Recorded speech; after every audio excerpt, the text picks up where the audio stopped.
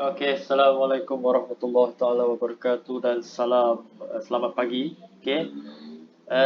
Hari ni aku nak buat counter review sebab apa aku dah lama tak buat counter review. Okey, so aku nak buatlah. Okay, so hari ni aku nak review counter MCT.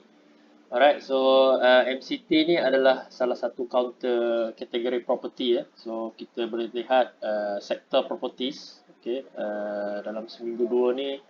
Okey, ada menunjukkan kenaikan. Bukan setakat sektor property je, sektor construction juga menunjukkan kenaikan. Selalunya property dengan construction tu dia macam adik-beradik lah. Okey, selalunya kalau construction naik, selalunya property pun akan naik. Okey, itu ada punya relation je lah. Okey, so selain daripada tu kita boleh tengok sektor-sektor lain seperti consumer juga naik. Okey, industrial product juga naik. So consumer dengan industrial product tu pun ada relation kat situ. Okay, so dia orang pun naik. So banyak juga sektor-sektor yang naik. Okay, oil and gas dah orang cakap apa dah slow down sikit tapi still lagi naik tapi dia slow down berbanding bulan lepas yang menunjukkan kenaikan.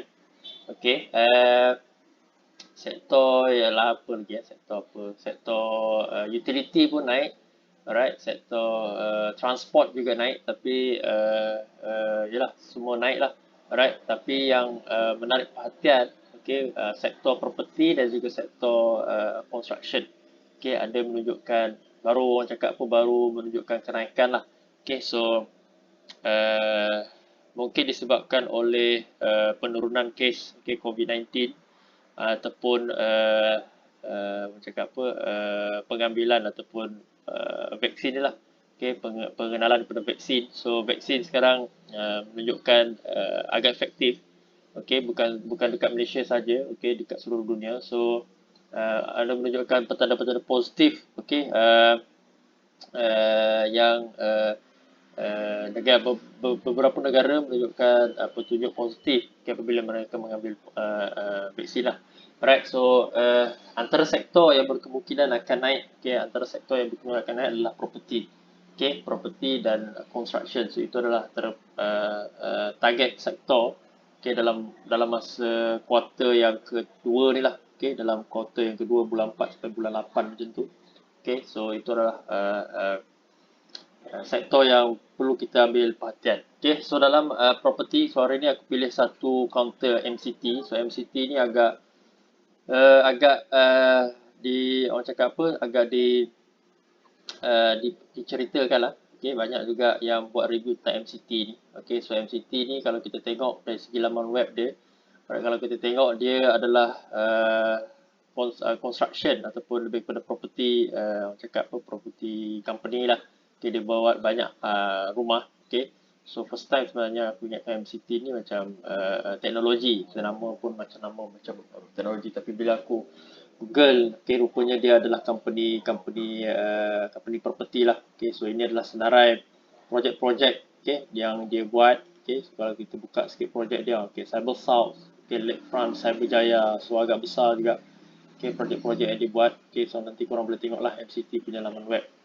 Alright, so kita tengok sikit harga MCT. Kita buka sikit technical chart. Kalau kita tengok secara quarter report, okay, MCT telah mencatatkan, kita tengok alright, satu quarter yang baru lagi, okay, bulan 30 bulan 3, okay, 30 bulan 3 last time, okay, keluar quarter, okay, dia punya revenue naik dan juga dia punya keuntungan pun naik, okay, daripada negatif, okay, daripada negatif, alright, so dia slow down daripada bulan 3 tu dia mengalami kerugian, selepas tu dia mula okay, menunjukkan pemulihan dari segi revenue dan juga dari segi kerugian dia semakin kurang. Okay, akhirnya pada akhir 2020 dia berjaya recover. Okay, dengan keuntungan yang agak besar 38.7 juta. So agak besar juga keuntungan dia. Berbanding dia pada rugi daripada negatif 3.4 tu dia naik sampai 38.7. So agak bagus dari segi quarter report. Maksud dia mengalami pemulihan lah. Okay, dari segi quarter report. Okay. So kita buka sikit technical chart, okay, MCT. Right, so hari ni aku akan cuba review untuk MCT. Okay, so kalau kita tengok MCT, okay, pada last time pada hari 30, 31 dan 31 bulan. Okay, 31 dan 31 bulan 4, okay, dan ada satu volume yang agak besar dekat sini. Okay, volume agak besar sebelum ada selling pressure pada hari seterusnya pada 2 April. Okay, so sebenarnya itu perkara biasa untuk kaunter-kaunter yang dah naik macam ni. Okay, so biasa dia akan dia orang cakap apa, dia berehat sebentar lah, ataupun dia akan ada selling pressure. So ini kawasan yang orang ambil take profit. Okay, orang dah start take profit pada kawasan sini. So menyebabkan harga saham tu mula jatuh. Okay, so kita buat dulu. Okay, dari daily dulu. Alright, so kalau kita tengok MCT ni, okay, dia mempunyai beberapa RBS kat sini. Kalau kita boleh buat kat sini satu. Okay, kita boleh buat satu RBS kat sini, sini pun satu RBS. Okay, so itu adalah salah satu RBS lah. Ada dua RBS kat sini. Okay, so dengan resistance paling tinggi dia punya cecah. Okay, aku lebih suka candle yang hijau. Sebab apa? Candle hijau ni agak valid. So kita letak kat sini adalah 33 sen. So ini antara harga yang tertinggi lah. Dia pernah cecah pada harga 35 sen setengah.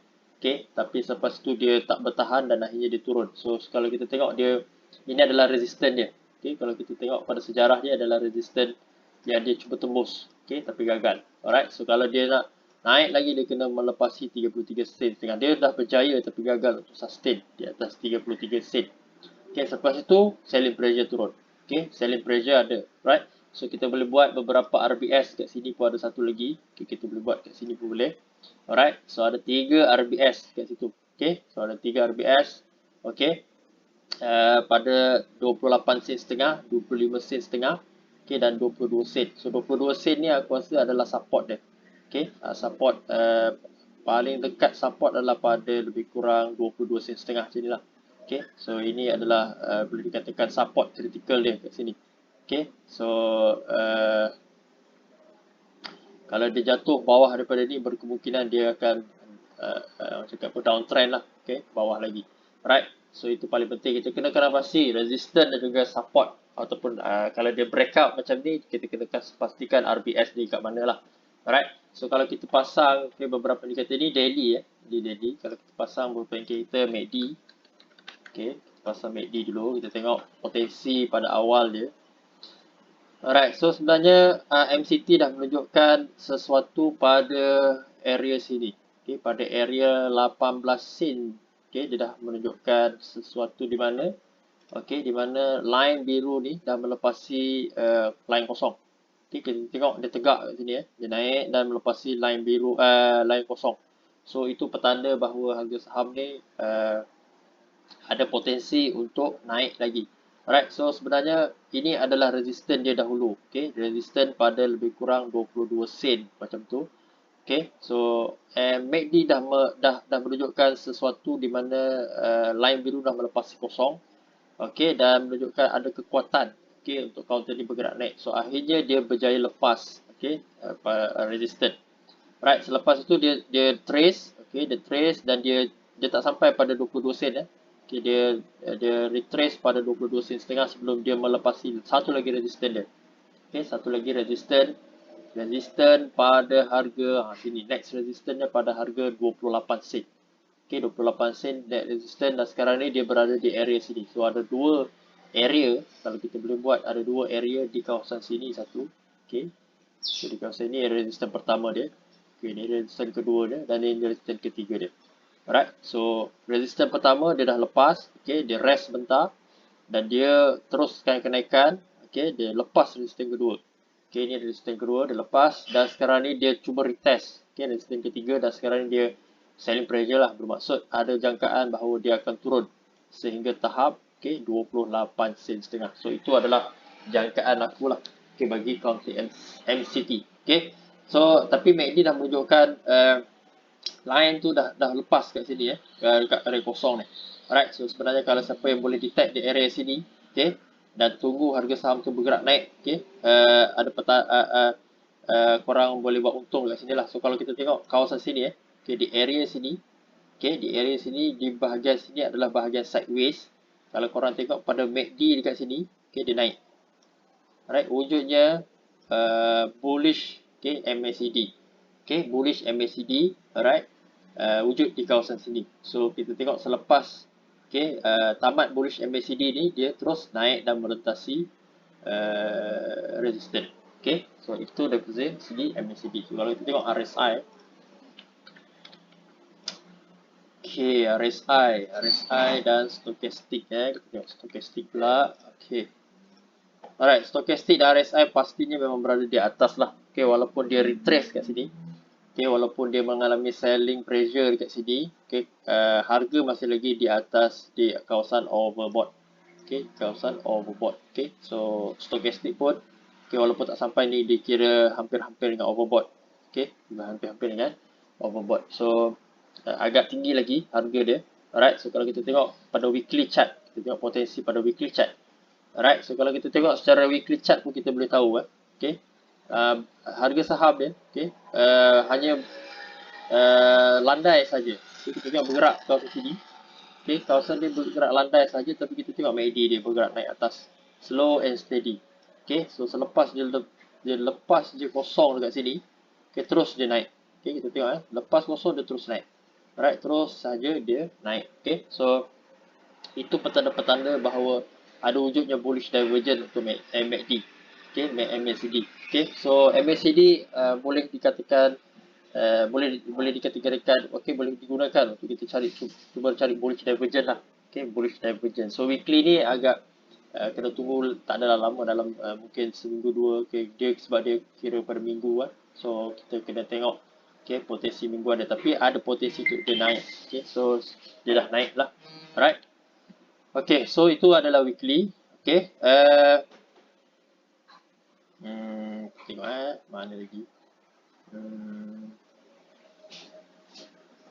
Okay, alright, so kalau kita tengok dekat sini pun ada petanda-petanda sedikit ini pun ada bullish divergence dekat sini. Okay, kita tengok, kita ambil oversold dekat sini dan oversold di sini. Okay, so oversold di sini dan oversold di sini. Kalau kita tarik dia, kita tengok ada sedikit, okay, divergent. Alright, ada sedikit divergent. Alright, tapi paling clear adalah MACD lah. Okay, so oversold ke oversold dan ada naik, RSI sedikit naik dan juga MACD sedikit naik. So dia naik. Alright, so itu daripada weekly. So kalau kita tengok pada monthly pula, alright, monthly pula, monthly kurang nampak lah dari segi monthly. Kita padam sikit.